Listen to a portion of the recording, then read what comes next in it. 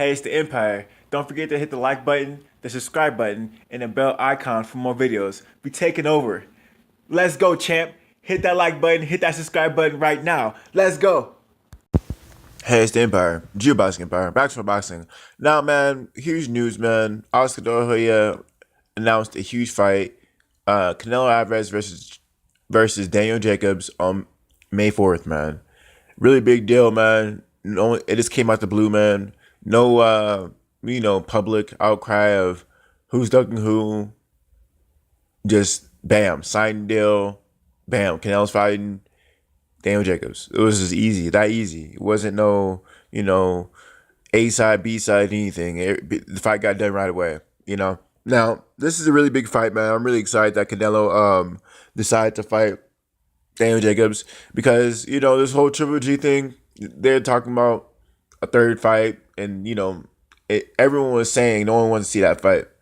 Everyone was saying that Canelo Alvarez need to fight a fresh face at middleweight, and so does Triple G before they fight each other again. And we all know the top guys at middleweight. Daniel Jacobs, Jamal Charlo, Demetrius Andrade.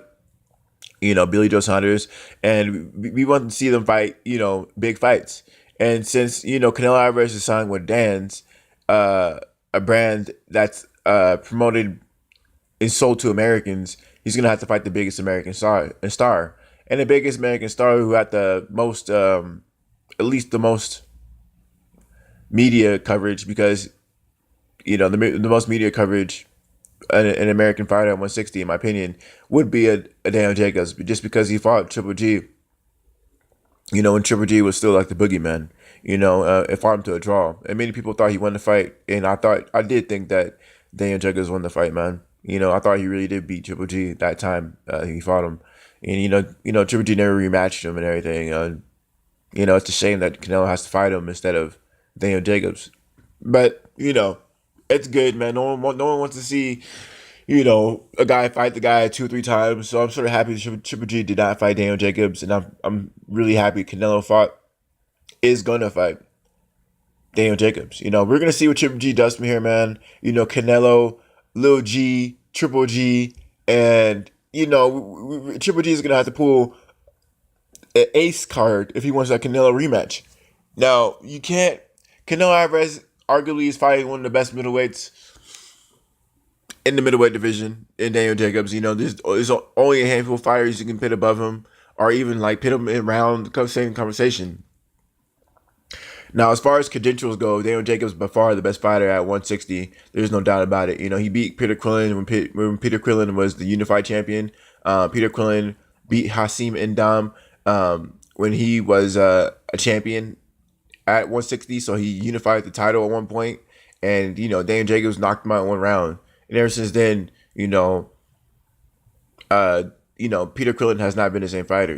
Daniel Jacobs basically beat Quillin so bad that he basically changed the persona of a fighter. That's not normal, So in my opinion, Daniel Jacobs has by far the best measurement at 160. And plus, ever since that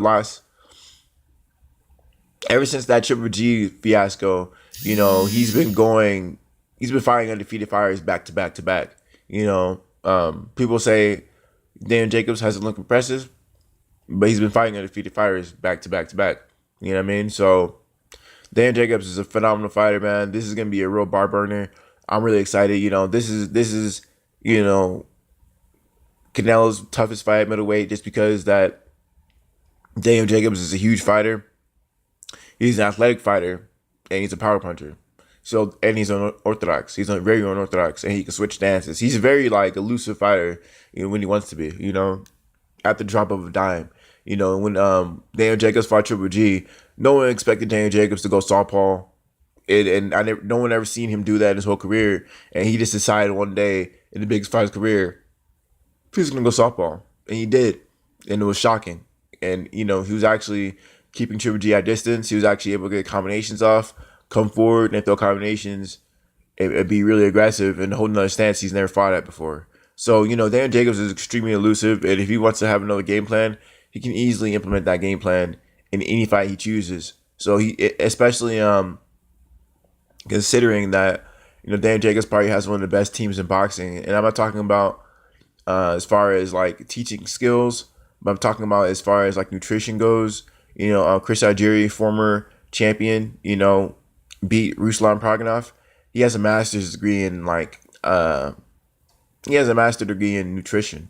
So, Daniel Jacobs is eating the best, you know, via Chris Algieri training him and feeding him the best and the most nutritious meals he can eat. And plus, Chris Algieri is a trainer, so he's going to get up with him and actually work with him. So, Chris Algieri is actually a slept-on trainer. Right now he's probably just getting his feet wet. In 5 years' time, I can see him, really being a force to reckon with in boxing. A lot of these trainers are getting a lot older. Chris Algieri is young, he's fresh, he's a former champion, and he's training these fighters, and he could demand a lot of money because guess what? He has a master's degree.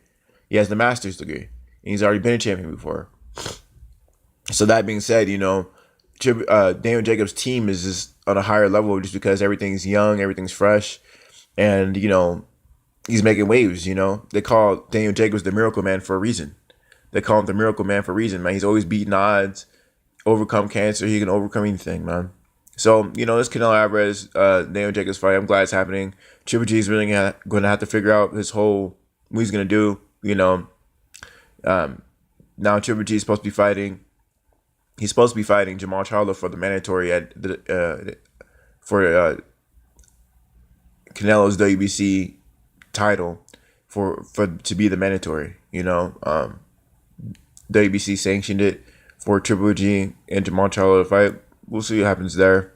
So Jamal Charlo can go that route, or he can fight Demetrius Andrade for the WBO title. Either fight, is going to have to be made. It's going to be A or B, just because that.